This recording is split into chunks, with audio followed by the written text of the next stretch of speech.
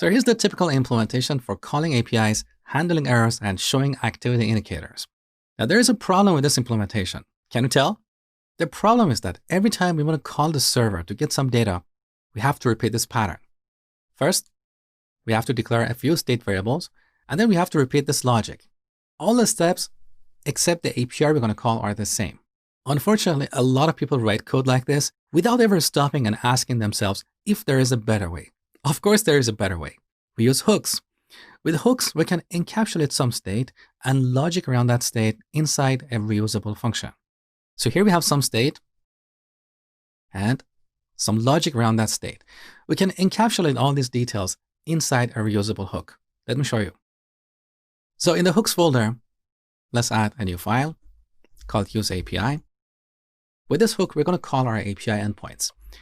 So we export a default function called useAPI.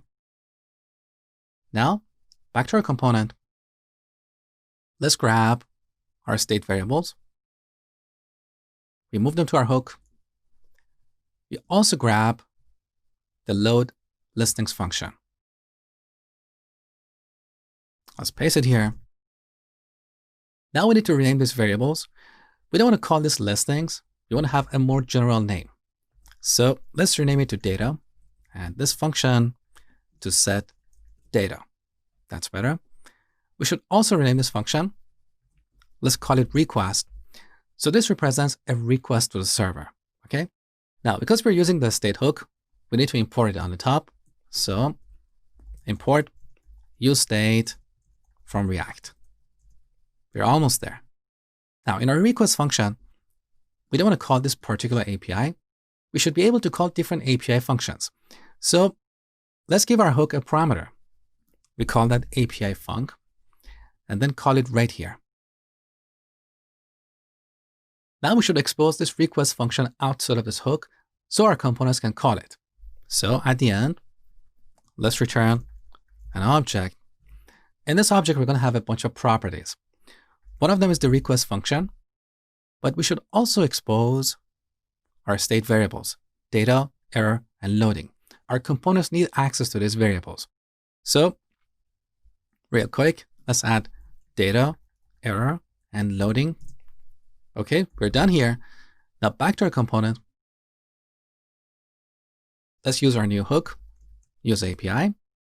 The API we're going to call is listings API.getListings.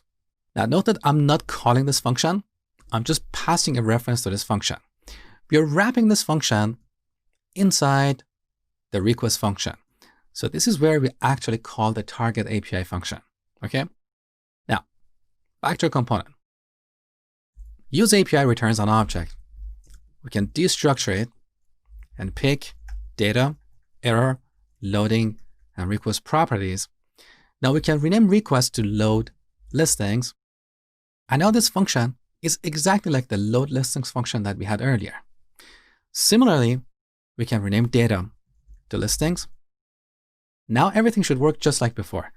Let's save the changes and reload our app. Perfect. Now, what if this API function we're going to call has parameters? For example, let's go to listings API and add 3 parameters here, A, B, and C. It doesn't matter what these are. So how can we pass arguments for these parameters? Well, we go to our hook. Here's our request function. We can use the REST operator to allow this function to take 0 or more arguments. So we call that args. With this REST operator, we get all these arguments and put them inside a single array. Now, we can spread that array when calling our API function. So spread args. Now, back to our component. We rename the request function to load listings, so we can easily call it with different arguments. Okay. Now, one more thing before I finish this lesson. What if you want to call multiple APIs in a single component? We cannot declare multiple variables called error and loading. Well, in those cases, we shouldn't use object destructuring. So let's get the object that is returned from this function and call that getListings API. Now, this object has a few properties. So instead of load listings, we can call getListingsAPI.request. Instead of error, we can call getListingsAPI.error. Similarly, here we can reference getListingsAPI.loading, and finally, getListingsAPI.data. So this is another way of using this hook. The approach you choose is entirely up to you. You can work with a single object or destructure this object into multiple variables. So with this hook, we have encapsulated all the logic for calling APIs inside a single reusable function. We don't have to repeat all these steps every time you want to call the server.